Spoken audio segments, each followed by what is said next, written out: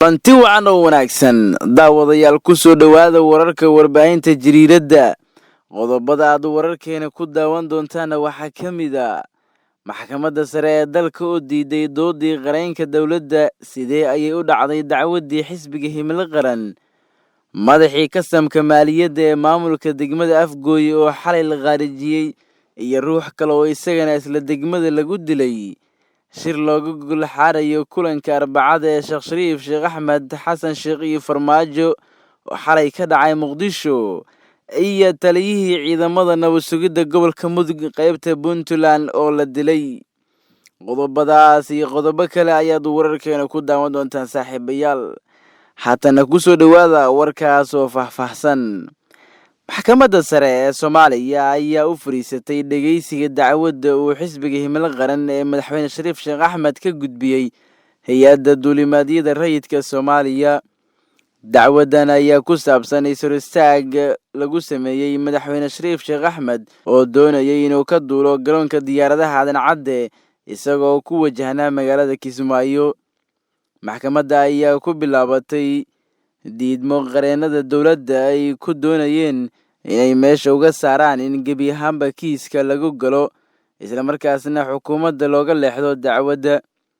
Kiiska ayaa ku saabsan su'aal ah maxkamadda sare ma qaadi kartaa dacwadda mise ma qaadi karto, waxaana doodda ugu weyn ee qareennada dowladda ay ahayd in maxkamadda aysan sharci u lahayn inay dacwaddan qaado maadaama aysan ahayn dacwad maamul. Qareenka dowladda waxa uu sheegay in xisbiga himilo qaran uu ku dacwooday in xuquuqda muwaadinka lagu tuntay, taasoo dacwaddu ka dhigaysa mid dastuuri ah, sidaas darteedna aysan maxkamadda sare qaadi karin maadaama aysan ahayn dastuuri. Qareenka dowladda ayaa sidoo kale ku dooday in madaxa qareennada xisbiga himilo qaran uu yahay shaqaale dowladeed oo aanu geli karin kiiska ka dhan ah dowladda. Dhinaca kale, qareenka xisbiga himilo qaran ayaa ku dooday in qaraarka ka soo baxay hay'adda duulimaadyada rayidka uu yahay mid maamul oo saameyn ku yeeshay muwaadiniinta Soomaaliyeed, isla markaasna dhaliyay dhibaatooyin waaweyn oo lagu tuntay xuquuqda dalka iyo sharciyadda socdaalka.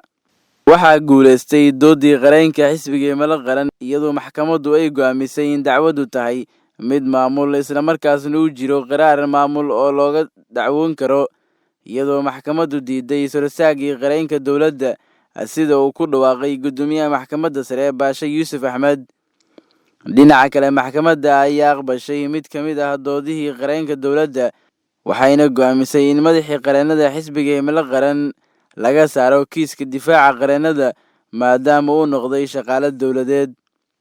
Maxkamadda ayaa go'aamisay in kiiska dib loo dhigo muddo 5 maalmood ah, taasoo ah codsi ka yimid qareennada xisbiga himilo qaran si ay u soo dhammaystirtaan qareennadooda.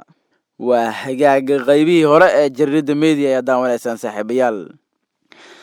Dil qorsheysan ayaa xalay ka dhacay degmada Afgooye ee gobolka Shabeellada Hoose, iyadoona laga helayo faahfaahin dheeraad ah. Wararka laga helayo degmada Afgooye ee gobolka Shabeellada Hoose ayaa waxay sheegayaan in halkaas lagu dilay mid ka mid ah dadka ku nool degmadaas.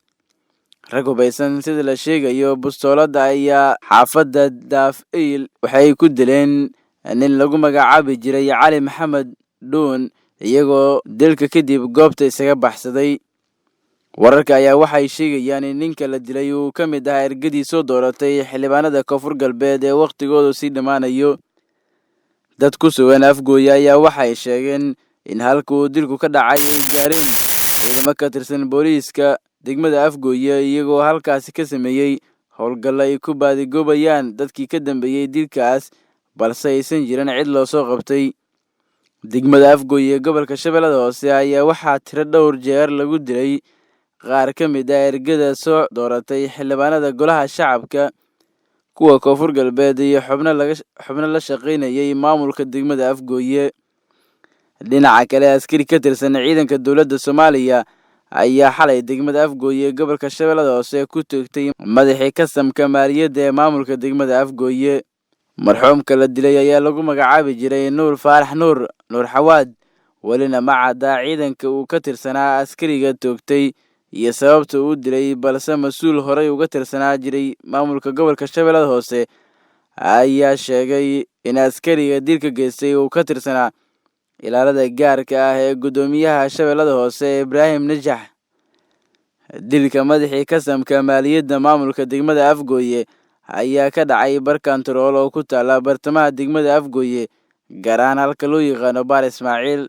Inta la og yahay waa dilkii labaad oo xalay ka dhacay degmada Afgooye ee gobolka Shabeellada Hoose, waxaana isla xalay magaalada lagu dilay mid ka mid ah ergadii soo dooratay xildhibaanada baarlamaanka federaalk ee laga soo doortay deegaanada uu ka haramiyo maamulka Koonfur Galbeed. Welina ma jirto cid sheegatay mas'uuliyadda dilka marxuumkaas oo lagu magacaabi jiray Cali Maxamed. Jariirada media ayaa daawanaysaan. Ciidamada ammaanka ayaa xalay magaalada Muqdisho ku dilay nin hubeysnaa oo ay ka shakiyeen. Ciidamada ammaanka dowladda federaalka Soomaaliya, gaar ahaan kuwa ka howlgala magaalada Muqdisho, ayaa xalay toogasho ku dilay nin ku hubeysnaa bastoolad. Dilka ruuxaas oo la sheegay inuu ahaa wiil dhalinyaro ah ayaa ka dhacay degmada Hodan ee gobolka Banaadir, gaar ahaan halka loo yaqaan Siliga Ameerikaanka oo u dhow daarta Sebiyaano. Ciidamada ayaa ka shakiyay ninkaas ku hubeysnaa bastooladda, waxayna ku amreen inuu istaago, balse waxa uu isku dayay inuu ka baxsado. Intaas kadib rasaas ay ku fureen ayaa waxa ka soo gaaray dhaawac uma uusan istaagin oo waxa uu ku dhuuntay gaari bas ah oo ay la socdeen dad rakaab ah. Ciidamada ayaa uga daba tegay gaariga uu ku dhuuntay, iyagoo halkaas ku dilay, waxayna ka heleen bastoolad uu ku hubeysnaa. Weli lama oga cidda uu ka tirsanaa ruuxan la dilay, ma jirto cid aqoonsatay meydkiisa oo muddo yaalay halka lagu dilay oo ah kasoo horjeedka Siliga Ameerikaanka ama beerta qaadka. Ciidamada ammaanka ayaa magaalada Muqdisho maalmihii lasoo dhaafay ee toogasho ku dilay, qaarna nolosha ku qabtay dhalinyaro ka tirsanaa dagaalamayaasha Al-Shabaab, kuwaas oo xeriyadaas dilal ka geysanayay magaalada Muqdisho. Qaybihii dhexe ee jariirada media ayaa daawanaysaan saaxiibayaal. Shir looga gogol xaarayo kulanka Arbacada ee Sheekh Shariif Sheekh Axmed Xasan Sheekh iyo madaxweyne Farmaajo ayaa xalay lagu qabtay magaalada Muqdisho ee caasimadda Soomaaliya. Waxaa xalay shir muhiim ah oo u dhexeeyay xubno ka tirsan federaalka Soomaaliya iyo madasha xisbiyada qaran ay ku yeesheen magaalada Muqdisho ee caasimadda Soomaaliya. Ila muhiim ah ayaa xaqiijinayo in shirka xalay looga hadlay diyaarinta ajandayaasha shirka Arbacada ay yeelanayaan madaxweynayaashii hore ee Soomaaliya Xasan Sheekh, Shariif Sheekh Axmed iyo madaxweyne Farmaajo. Wararka ayaa sheegaya in kulanka uu si gaar ah ugu dhexeeyay xubno kala matalayay madasha oo uu hogaaminayo xildhibaan Axmed Fiqi oo ah xogayaha guud ee madasha xisbiyada qaran, iyo taliyaha NISA Fahad Yaasiin oo ahaa ninka markii hore bilaabay wadahadallada, loona arkayo inuu yahay maskaxda ka dambeysay wadahadalladan oo ah ergey buuxa oo ka socda madaxweyne Farmaajo.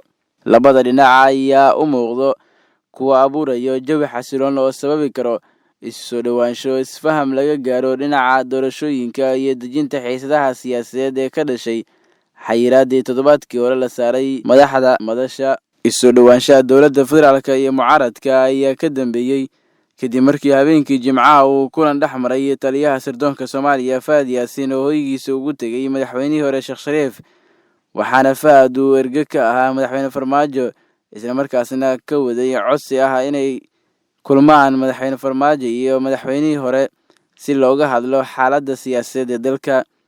Dhinaca kale, madaxweynihii hore Shariif Sheekh Axmed ahna guddoomiyaha madasha xisbiyada qaran oo maalintii Sabtida u amabaxay magaalada Kampala isagoo kaga sii gudbay magaalada Nairobi, waxaa la filayaa inuu maalinta berita ah ka soo tago oo uu dib ugu soo laabto magaalada Muqdisho.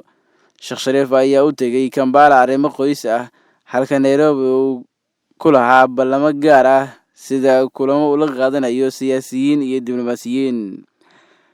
Qaybihii dambe ee wararka jariirada ayaa daawanaysaan saaxiibayaal. Taliyihii ciidamada nabad sugidda gobolka Mudug ee qaybta Puntland ayaa la sheegayaa in xalay dabley hubeysan ay ku dileen waqooyiga Gaalkacyo. Warar ka imaanaya magaalada Gaalkacyo gobolka Mudug ayaa sheegaya in halkaas in waqooyiga magaalada Gaalkacyo lagu dilay taliyihii ciidamada nabad sugidda maamulka Puntland ee gobolka Mudug, Korneyl Xaashi Aadan Cilmi. Dilka taliyaha oo la sheegay inay ka dambeeyeen koox ku hubeysan bastoolada ayaa ka dhacay xaafad lagu magacaabo Suuqa Barwaaqo oo ku taala waqooyiga Gaalkacyo. kooxdii hubaysaneed ee dilka taliyaha ka dambeysay ayaa ka baxsaday goobta uu dilku ka dhacay iyadoo xaafadda dilku ka dhacay baaritaano ay ka sameeyeen ciidamada amniga. Ururka Al-Shabaab ayaa sheegtay inay ka dambeeyeen dilka taliyihii hore ee nabad sugidda ee Puntland ee gobolka Mudug. Guud ahaan saaxiibayaal daawadayaal waxaa halkaas inooga dhan wararkii aad ka daawanayseen Jiriirada Media.